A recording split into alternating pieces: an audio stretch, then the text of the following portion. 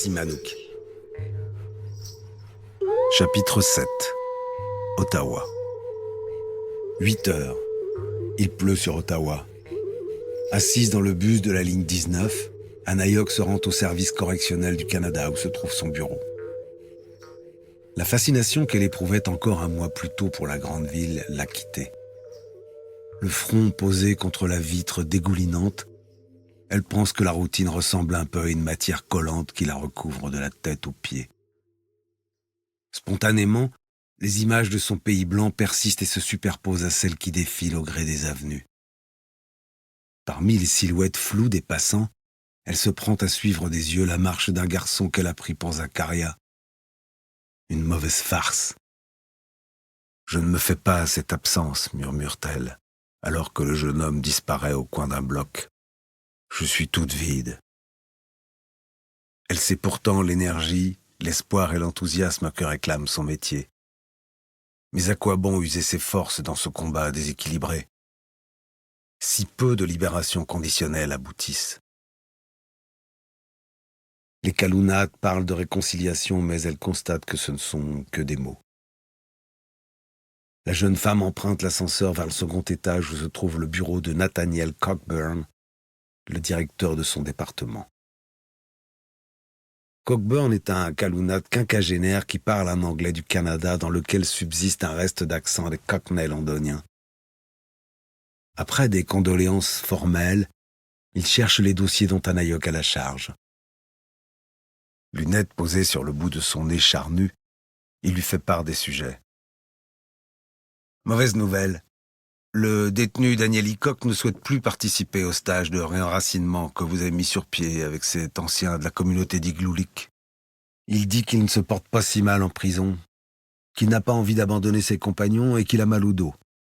C'est ce qu'il a déclaré. Qu'est-ce que c'est que cette histoire? J'ai travaillé avec lui, avec sa famille, plus de 3 mois. Qu'est-ce qui lui prend? Qu'est-ce qui est arrivé? Oui, je sais, ma petite, je sais. Mais on ne peut rien continuer s'il ne se porte pas formellement volontaire. En tout cas, c'est clair, il va falloir abandonner le client. Tout était prêt. On avait l'autorisation du juge, il était partant.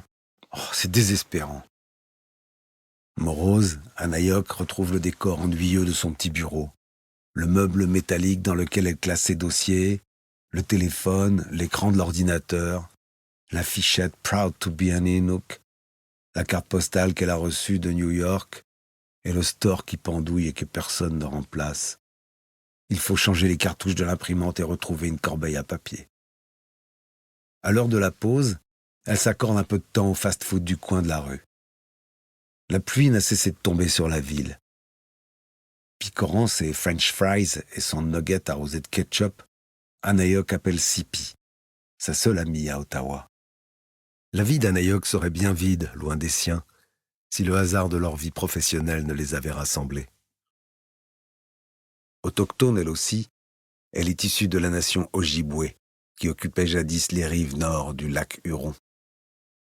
Native d'un faubourg d'Ottawa, à peine plus âgée que sa nouvelle amie, Sipi tient à bout de bras les rênes d'une station radio locale, misérablement subventionnée par le gouvernement, destinée à maintenir un lien entre les membres des communautés indigènes de la cité.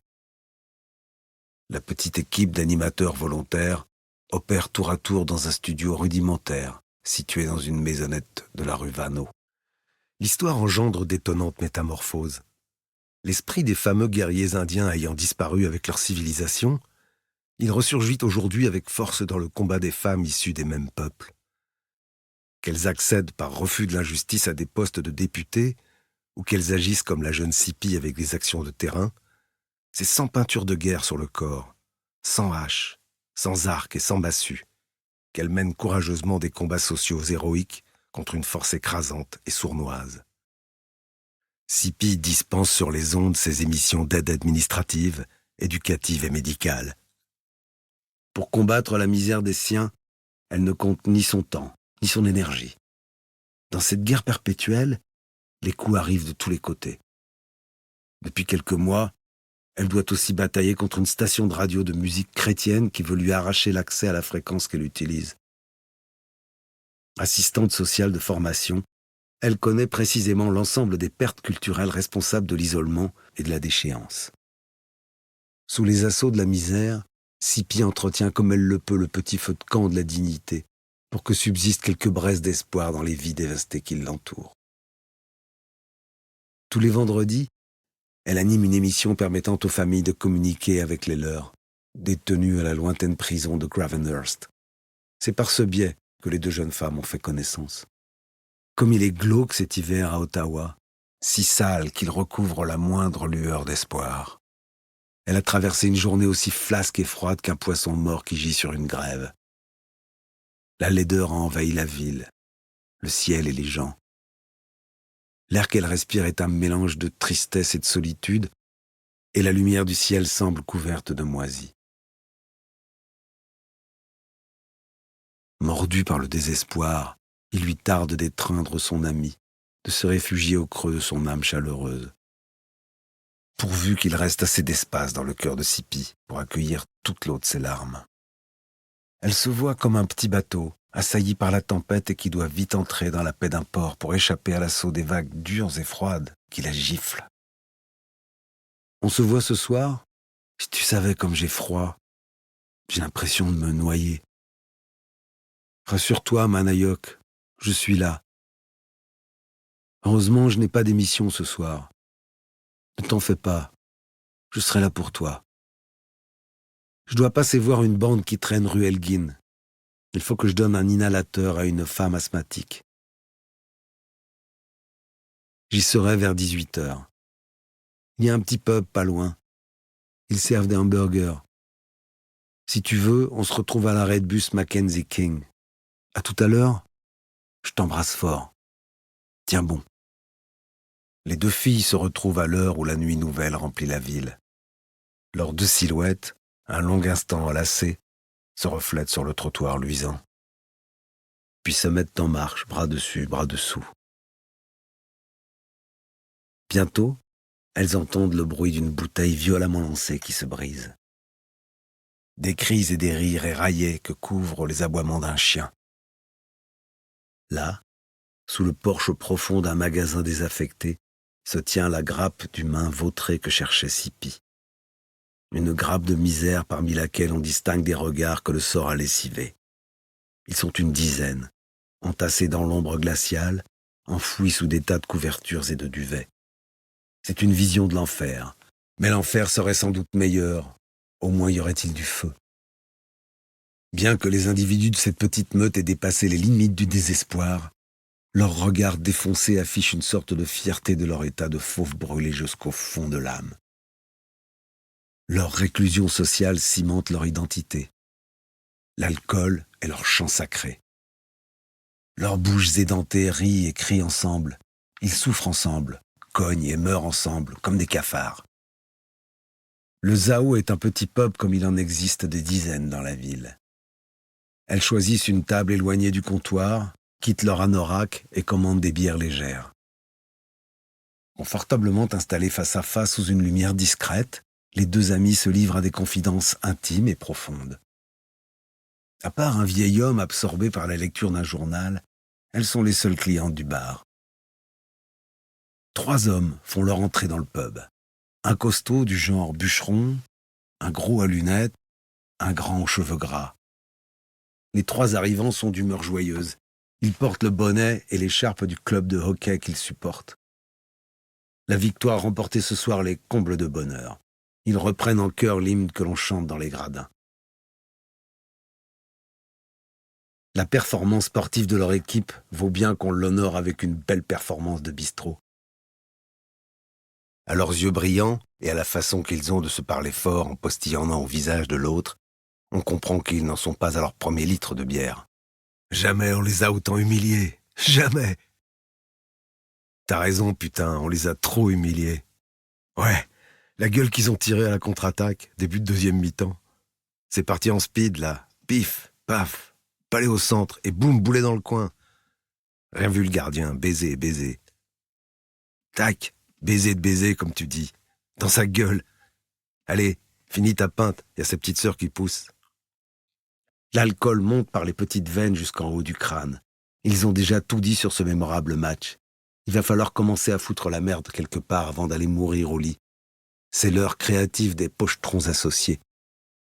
Les pintes commandées et posées sur le bar, le grand sec à la coupe mulet cherche avec insistance le regard des filles. Les regards finissent toujours par se trouver. « Alors, les Esquimaudes, on reste dans son coin ?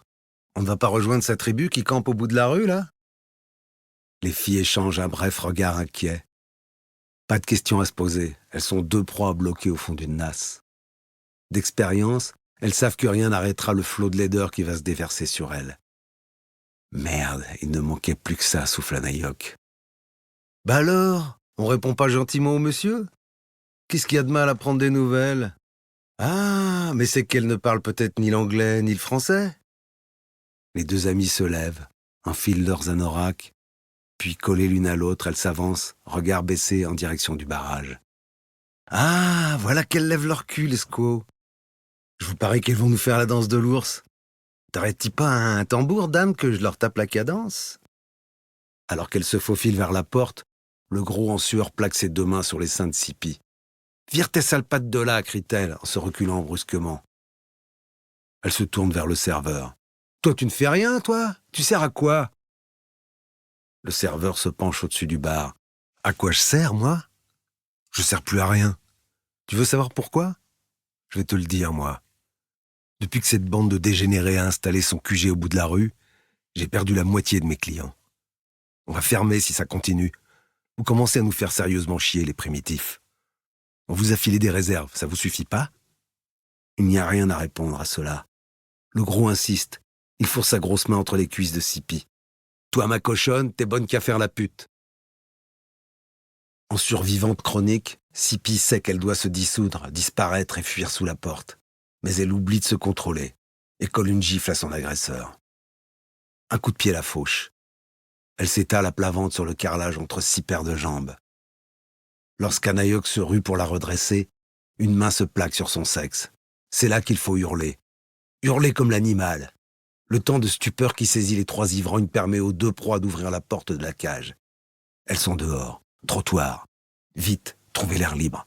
Elles courent à toutes jambes comme des balles sortant du canon d'un fusil. Au coin du bloc, elles s'arrêtent enfin, hors d'haleine, s'appuyant l'une sur l'autre, mêlant leur souffle court à l'air glacé de la nuit d'Ottawa. Ah, les sales merdeux.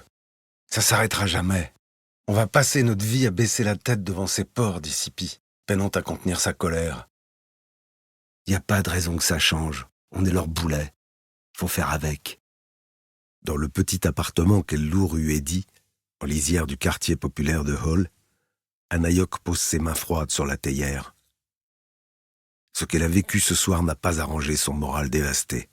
Elle allume son ordinateur portable et ouvre Facebook. C'est pour elle le meilleur moyen de garder le contact avec les siens.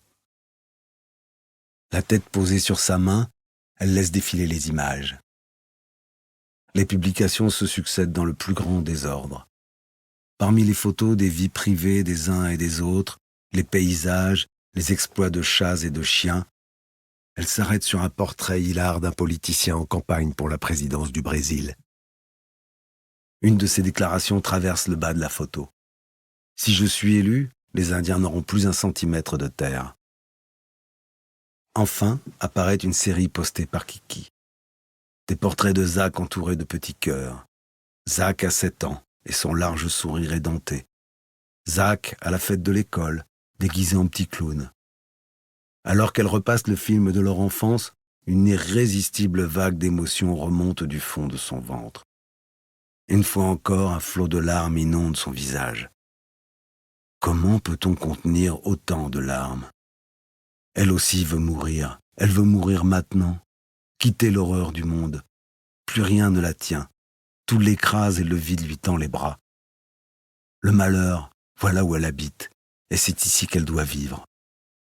Le peu d'espoir qu'elle tenait dans ses mains la quitte et s'enfuit en riant comme un démon, la laissant seule et nue dans un désert de ronces. Dans cette petite chambre où elle se tient assise devant sa table en bois blanc, les yeux intarissables d'Anaïok pleurent devant l'atrocité du vide. À quoi bon rester dans cette ville qui la refuse ? À quoi bon s'échiner à faire le jeu des calounades dans un bureau sordide ?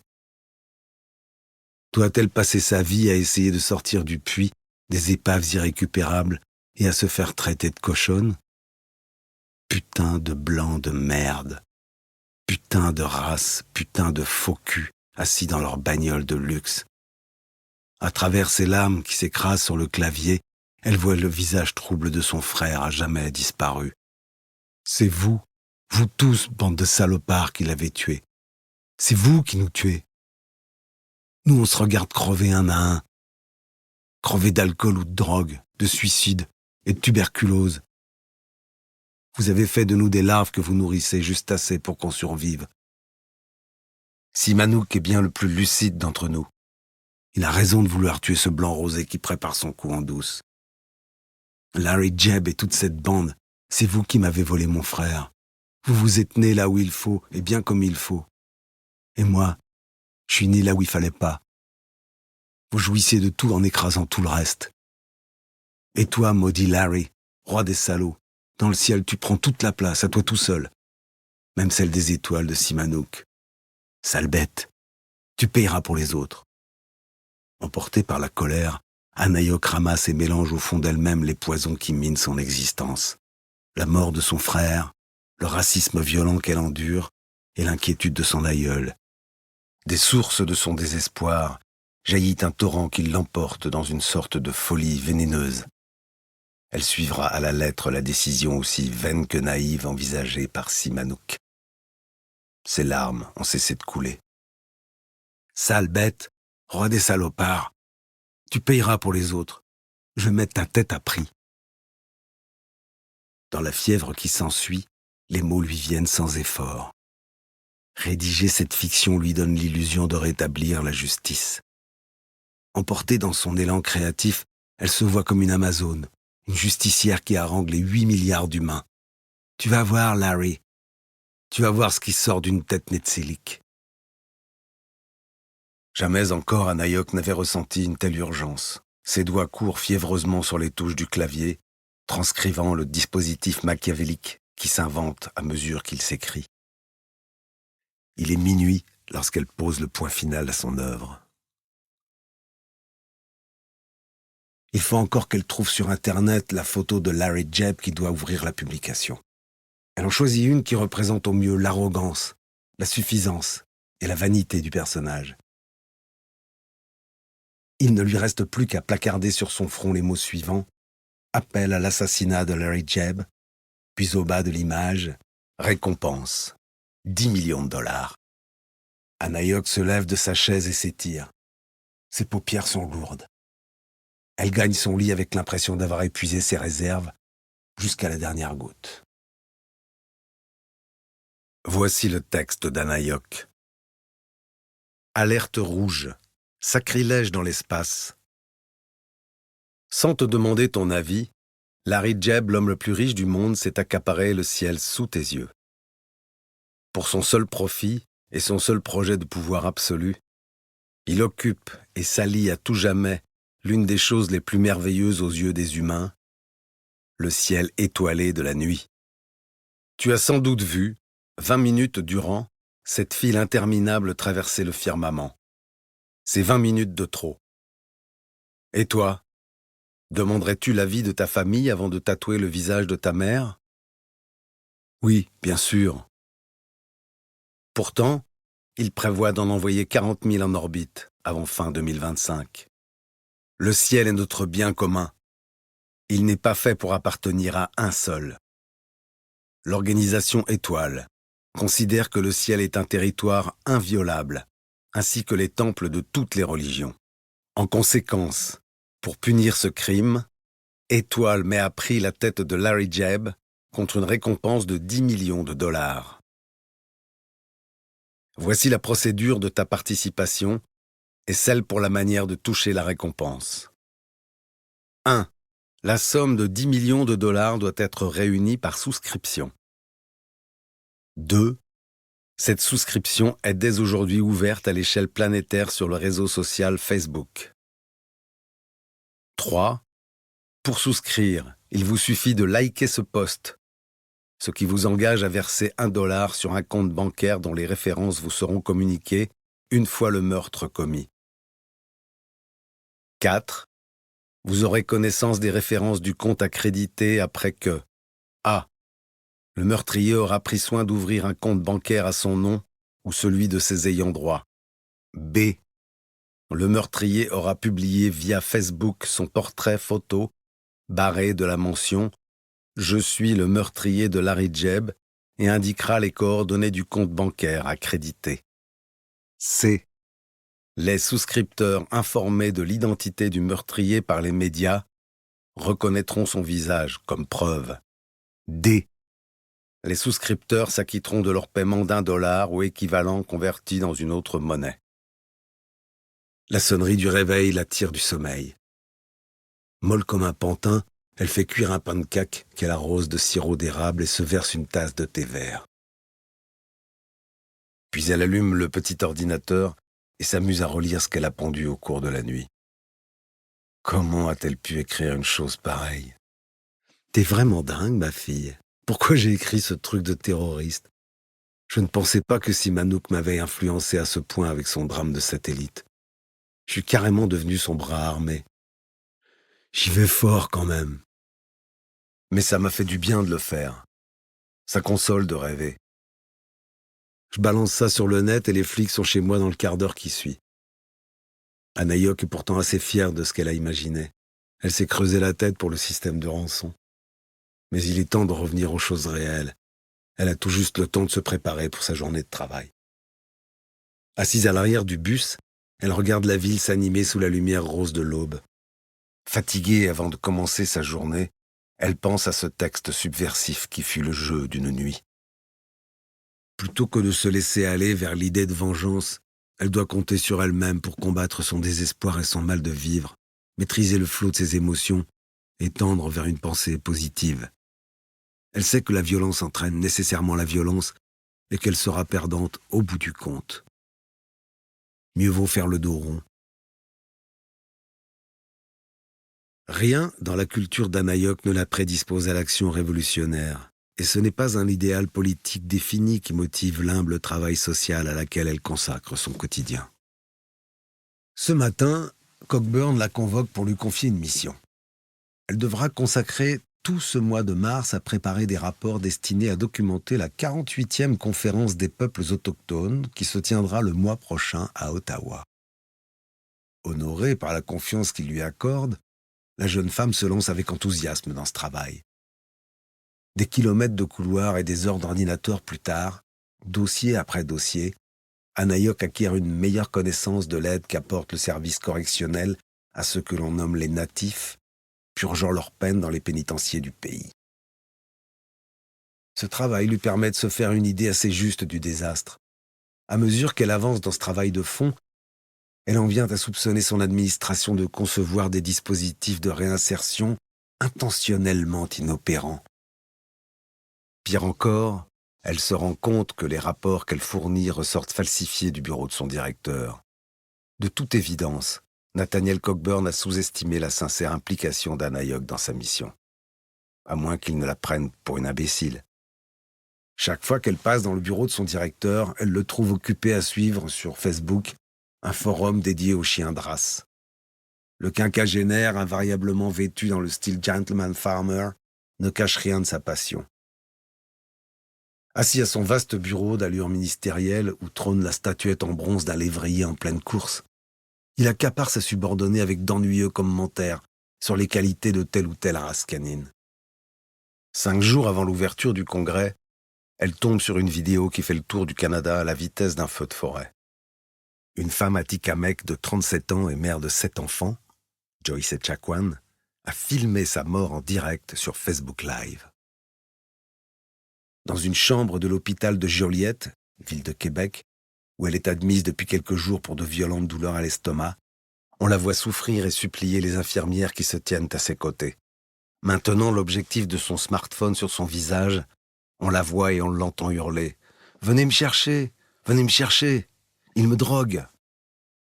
Elle sait que la morphine qu'on vient de lui pousser dans les veines lui sera fatale. Cela figure en toutes lettres dans son dossier médical. Malgré l'évidence de sa souffrance, les 2 femmes se moquent d'elle et l'insultent. « As-tu fini de gueuler comme ça, toi ? Qu'est-ce qu'ils penseraient de toi, tes enfants, s'ils te voyaient comme ça? Pense aux autres un peu. Les deux infirmières ne se doutent pas qu'elles sont filmées en direct. Ah mais, t'es vraiment conne, toi.